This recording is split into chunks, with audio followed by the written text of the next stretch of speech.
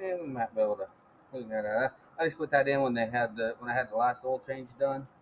They they wanted to charge me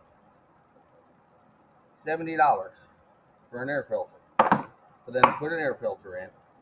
I told them no. I said I'll go buy my own filter and put it in. I bought that filter for $5. Granted, it was on clearance. I think they normally run like $20, but this one was on clearance for $5. So some of this stuff, maintenance wise, is so easy for anybody to do. You ain't gotta have no college degrees to do these. Don't let them talk you into a $100 filter. You can put it in yourself. It's not hard. You saw that took me what, less than a minute.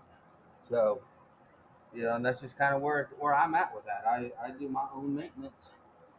Sometimes I don't get time to change the oil, or I'm out and about, so I go get it done. Let's see. Brake fluid is spot on. Let's see here. Battery terminals all look good. This has that CVT transmission in it, so I obviously can't check transmission fluid, but that don't mean I can't look for any leaks or anything like that. Our belts here looks. Oh yeah, that belt still feels good. Looks good. I ain't got no more washer fluid.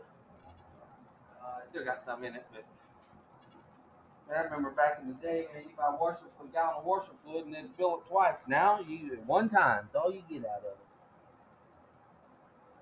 it. Let's see. Everything in here looks pretty dadburn good. Dipsticks in, caps on, drain plug's good. And no leaks underneath. That's always a good thing. They actually have a recall out on this car um, that may require them to replace the engine in it. Uh, Something to do with the way the rings were manufactured or something, causing oil consumption. Um, let's see, oil consumption, and the rings were scoring the cylinder walls. Uh, my problem is getting it to the dealership, because the closest dealership to me is 45 miles away. So she does use a little bit of oil. Um, I just check it. I go through probably a quart of oil every refill ups. So, I'm not going to squabble about that yet.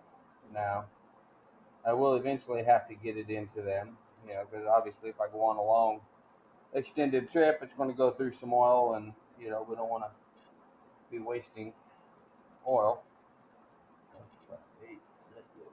Here. So, still debating. I've still got my Oldsmobile sitting out there that does need an oil change as well. Problem with that is getting it in the shop. I really don't want to be changing the oil out there laying on the ground, but if I have to, I will. So I may end up doing that today as well. What did I do? I did. I put the wrong one over there, you dummy. Sometimes I do stuff like that, I guess. So just working on getting tools put away. I kind of just leave this thing sit out, because I'm always changing, doing something. And it's nice to have it all right here. Now I do need to put my wrenches. Oh no, those wrenches go in here too. And where did that piece go?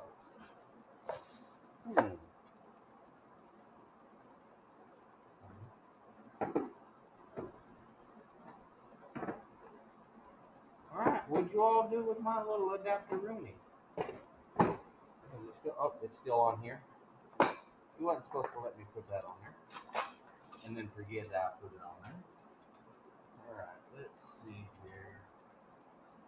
Let's see the metric side over here. So let's get that put in. Here's 15. Now this case, it is kind of nice with this case because when I'm working on the Oldsmobile, a lot of times I just throw this case in the back of the Gator, drive it around there, and then I got all my tools. The necessities. Sometimes I have to, come in the shop and pick up something that I didn't have out there with it.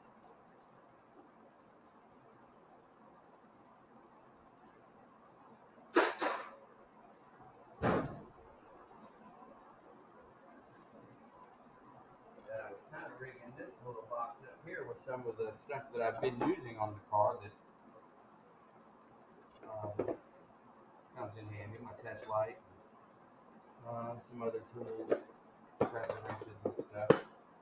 So we might maybe go out and try and tackle doing the oil change on the Oldsmobile because I really got to decide if I'm going to have to do a complete rebuild on that motor or if I'd be lucky and just be able to swap out the rod bearings. I've said in my past videos on that car, it wasn't knocking when I first got it fired up. It actually sounded pretty good. And then it started getting a knock to it. So probably after about 20 minutes of running.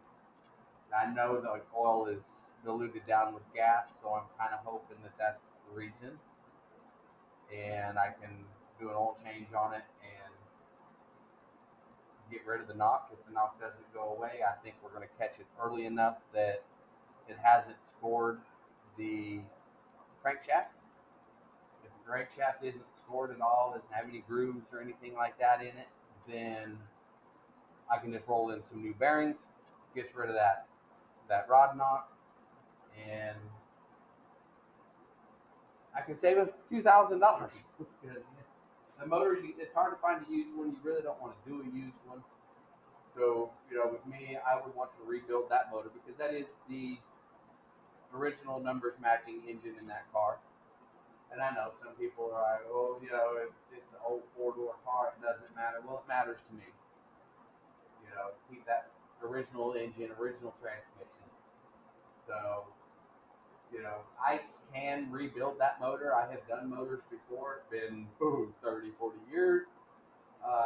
30, at least 30 years since I've rebuilt the motor.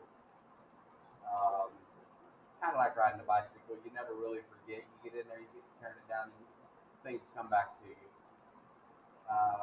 Transmission on that car appears to be working good. Now, I haven't driven it. So, I know it goes into reverse. I know it goes into drive. Does it hit second and third gear? I don't know yet. I got to get some tires put on it before I can actually run it on the road. To see if it's going to hit all 3 gears. If it hits all 3 gears, great. If not, I took auto mechanics in high school. I built 3 transmissions a week. So I can rebuild that transmission too. Again, it's been 30 years ago. So it's going to, 30 years ago, that's what we were building transmissions on. Cars like that. So kind of how it works. Alright. This baby's done. Bitch, you got some new shoes on her last week. So I kept the 2 good tires just in case I have a problem with these because I didn't buy road hazards for these. I ordered tires online, took them up, had them put on. She rides so much smoother. But let's call it quits on this video, and then when I decide 100% if I'm going to do the oil change on on the Oldsmobile. I'll just start up another video because I like to, tag those as, the 82, 83 Oldsmobile, and kind of keep all that stuff together. So y'all have a good one. We'll see you on the next one.